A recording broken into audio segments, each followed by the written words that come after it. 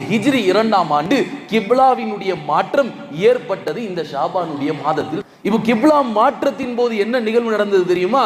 சில முனாஃபிக்கின்கள் சொன்னார்கள், அல்லாஹ்விற்கு வேற வேலை இல்லையா? என்ன இது திடீர்னு காபத்துல்லாஹ் முன்னோக்கி தொழுவுங்கன்னு சொல்றான், திடீர்னு பைத்துல் முகத்தஸை முன்னோக்கி தொழுவுங்க, இப்படி மாத்தி மாத்தி பேசக்கூடிய ஆள் அவன் இறைவனாக இருக்க முடியாது என்று சில முனாஃபிக்கீன்கள் அவர்கள் வெளிப்படையாக பேச ஆரம்பித்து விட்டார்கள். அல்லாஹ் அப்போதுதான் இருக்கிறான், குல்லில்லாஹில் மஷ்ரிக் வல் மக்ரிப். நபியே, அந்த முட்டாளுக்கு சொல்லுங்க, மஷ்ரிக் மக்ரிப், கிழக்கு மேற்கு எல்லாம் அல்லாஹ்விற்குரியது.